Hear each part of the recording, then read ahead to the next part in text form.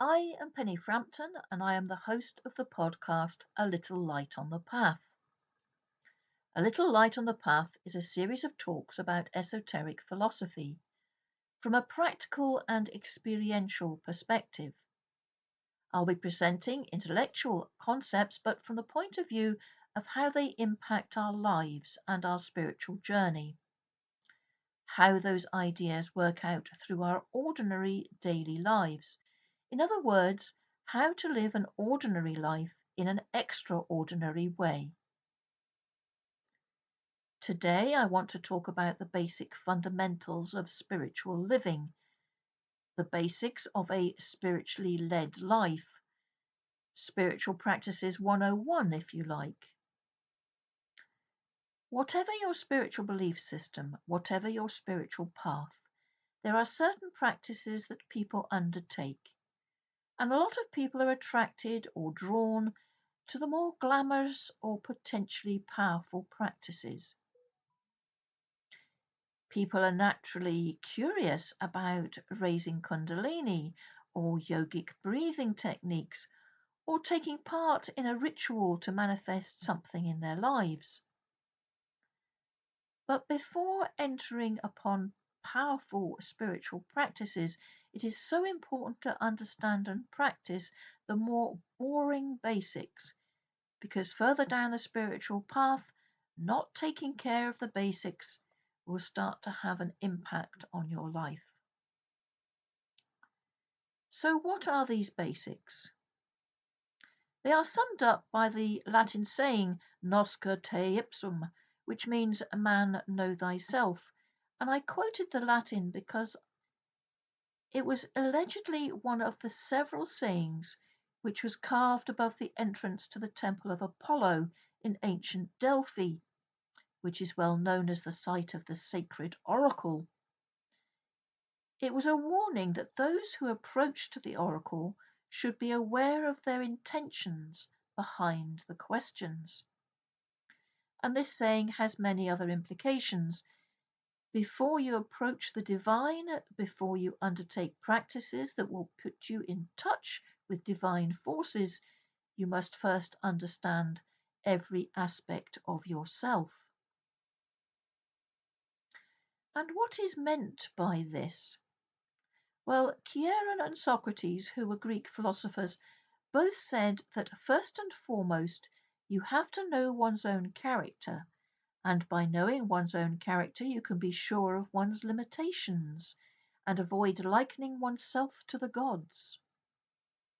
In other words, if you are not aware, your ego will get in the way and inflate your understanding of where you stand upon the spiritual path. You may undertake something before you are ready for it. So, what is meant by knowing thyself? Who are we as a human being, and who are we as an individual? What is it that we are trying to get to know? There are two aspects to who we as a human being are: the personality aspect, and there is the aspect that is beyond the personality, the spiritual self. The personality is made up of the physical form, the energetic or etheric form, the emotional or astral form, and the mental form. These are the aspects of our nature that we have to come to understand, how they function as a human being and how they function within ourselves as an individual. But why is it that we have to get to know ourselves? Why is this a basic fundamental practice on a spiritual path? When you start to undertake spiritual practices like yogic breathing or meditation, you are beginning to work with and connect to sources of potentially powerful energies and forces.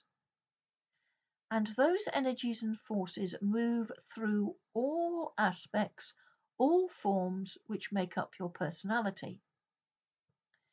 If you are not aware of the imperfections at any level of your personality, these energies and forces will find them as a weakness, and this can potentially cause all sorts of problems.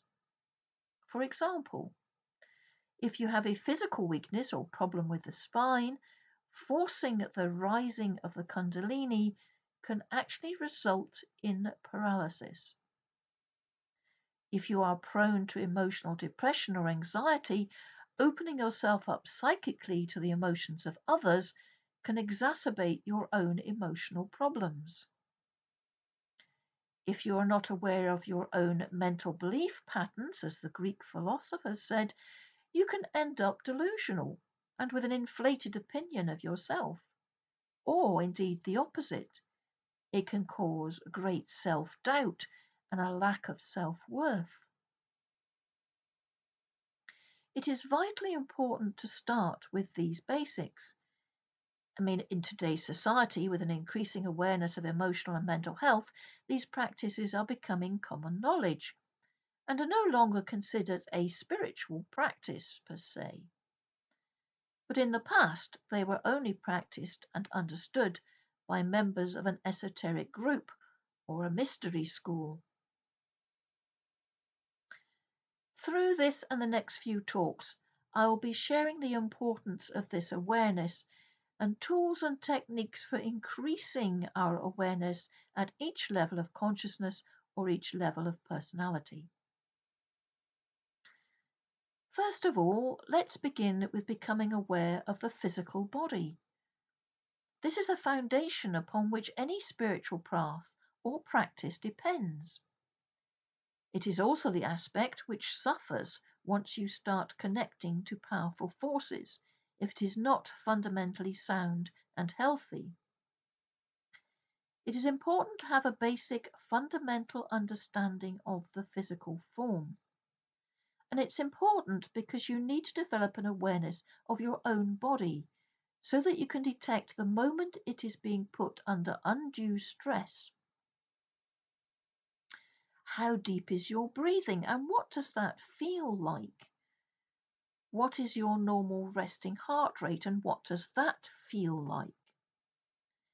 Does your heart sometimes miss a beat or speed up for no apparent reason?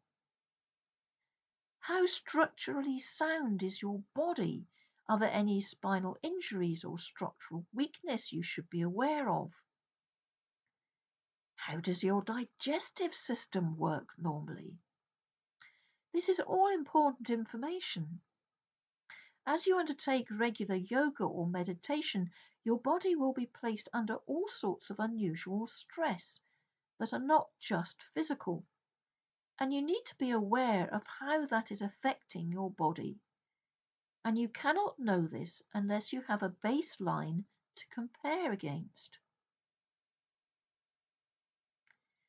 Begin to look after your physical body and take care of your physical health. Become aware of what you are eating and drinking and what effect this has on your overall health, and take steps towards improving health and avoiding things that affect you adversely. Do your due diligence. Look into the effects of excess sugar found in TV dinners, tinned soups, and fizzy drinks.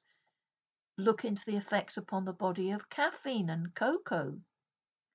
Look into the effects of smoking, vaping, alcohol, and drugs, whether prescribed or recreational. Become aware and start to make changes within your choices towards a healthier and physical body. Now, it doesn't really matter when you're at the beginning of a spiritual path whether you still drink coffee or eat meat, because you're not connecting with powerful energies or forces yet.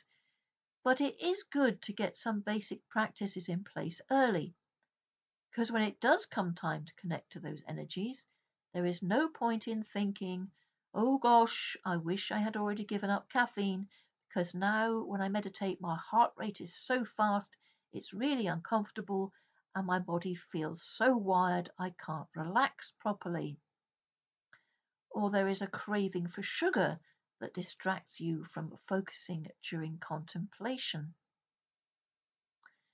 If you have already given up caffeine, sugar, tobacco, vaping, or alcohol, you will not have to deal with the cravings at a future critical stage. So start early. Do it now. If you are at all interested in following a spiritual path, it does no harm to begin now, and it will improve your physical health anyway. Also begin, if you don't already, to undertake a simple, gentle exercise routine, even if it's just 10 minutes daily. Or take the stairs at a jog, run for the bus or train, or walk rather than drive to the shops. Take up yoga or Tai Chi to practice at home daily, not just one class a week, which you sometimes can't get to. Believe me, when you start connecting to some of the energies felt in circulation during yoga, Tai Chi, or meditation, you will want your physical body to be able to cope with them without undue stress or discomfort. The fitter and healthier your body, the easier the spiritual transitions upon the path will be. Let me give you one example from my own recent experience. Very recently, I took a major transition on the spiritual path, during which my body experienced powerful forces and transmutation of energies, which I then had to integrate into my daily living. This placed a great stress on my nervous system, and I have a weakness in my spine due to a mild double curvature. The day after this event, I started to develop shingles, which is the chickenpox virus, which lays dormant but which exploits any weakness it finds within the nervous system. I developed the spots right over the area of greatest weakness in my spine, and it spread down my leg like sciatica, which I was very familiar with in the past due to the problem in my spine. Now, however, due to my diligence in keeping my body fit and healthy, it was very mild and it passed within 7 days. The moral of the story?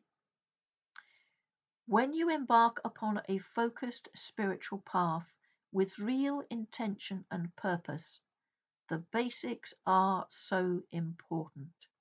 The foundations are so important. Take care of the health of your physical form, for you never know what the future will bring as you progress upon your spiritual evolution. My next talk on A Little Light on the Path will be about the importance of becoming aware of the etheric, energetic aspect of your personality and how it relates to and connects the emotions to the physical body, and also how it connects us to other energies and forces around us. And if you're interested in talking with me directly, you can find me on the Wisdom app Saturday and Sunday at 7 p.m. GMT, where you can guest on my talks. You can also find me on Instagram or Facebook under A Little Light on the Path.